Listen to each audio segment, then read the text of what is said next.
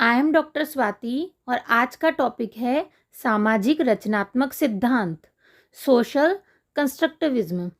देखिए, ये जो अप्रोच है, जो इंटरनेशनल रिलेशन को स्टडी करने के लिए यूज़ की गई, ये 1990s के बाद में यूज़ की गई।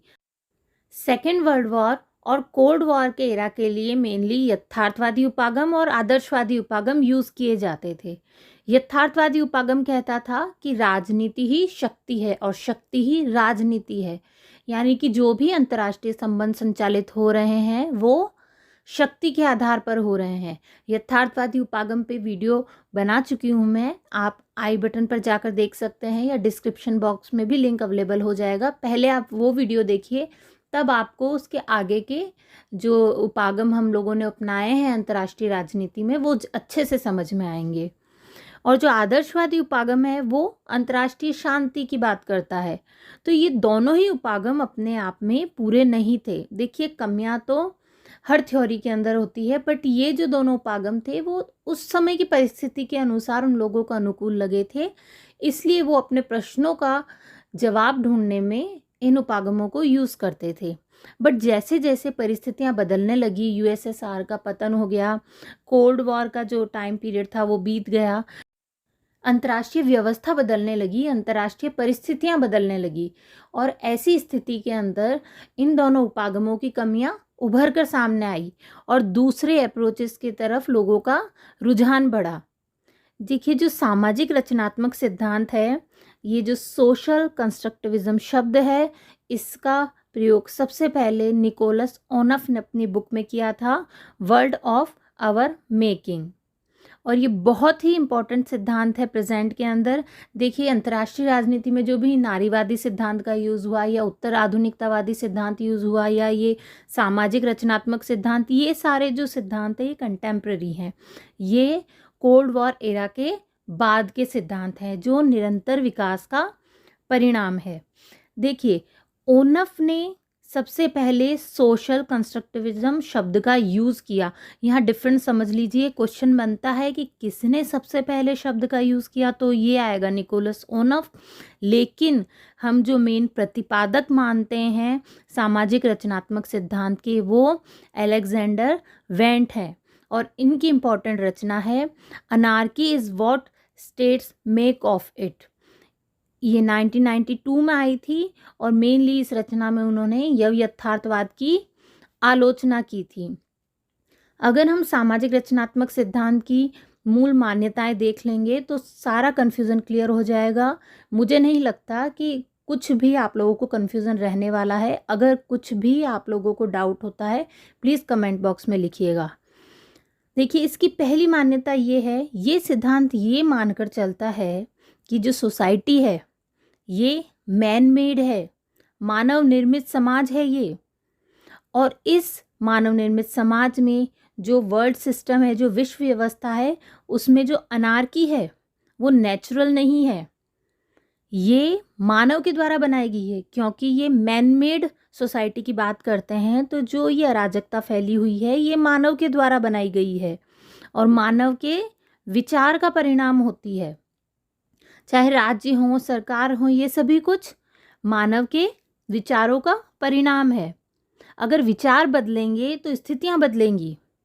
इस अप्रोच के समर्थकों ने मेनली आइडिया और नॉर्म्स, इस पे ध्यान दिया है। ये सारे इंटरनेशनल रिलेशन, अंतर्राष्ट्रीय संबंधों के मूल में इन दो मूल तत्वों को पाते हैं कि विचार और चेतना, ये ही है जो अंतर्राष्ट्रीय व्यवस्था का निर्धारण करती हैं। जैसे विचार होंगे, जैसे ही मानव में चेतना होगी, वैसी ही परिस्थितियां निर्मित होगी, क्योंकि ये सोसाइटी मैन मेड है। सेकंड जो इसकी मान्यता, ये इम्पॉर्टेंट पॉइंट है जो सामाजिक रचनात्मक सिद्धांतवादी कहना चाहते हैं कि ये जो सोशल और पॉलिटिकल वर्ल्ड है ये मटेरियलिस्टिक नहीं है, ये विश्व भौतिक नहीं है, बल्कि मानवीय चेतना का विषय है। विश्व व्यवस्था जो है वो मानव के आइडिया, विचार या उसका जो बिहेवियर है, जो व्यवहार है, उसका रिजल्ट है, और जो कि कॉन्स्टेंटली चेंज हो रहा है, जो कि परिवर्तनशील है। और अगर कोई चीज़ परिवर्तनशील है तो तो हम इंटरनेशनल पॉलिटिक्स में उसकी ऑब्जेक्टिव, वस्तुनिष्ठ या साइंटिफिकली मेथड से उसकी व्याख्या नहीं कर सकते, क्योंकि ये बहुत ही सब्जेक्टिव टॉपिक है।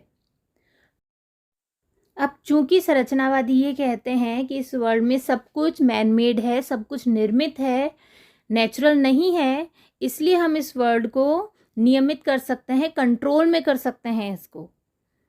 राज्य जिस भी स्थिति में रहते हैं उनकी बनाई हुई स्थिति होती है वो, और विश्व व्यवस्था में अगर कॉन्फ्लिक्ट्स है, संघर्ष है, तो हम उनको भी नियमित कर सकते हैं, विनियमित कर सकते हैं, कंट्रोल में ला सकते हैं और एक पीसफुल वर्ल्ड का निर्माण किया जा सकता है।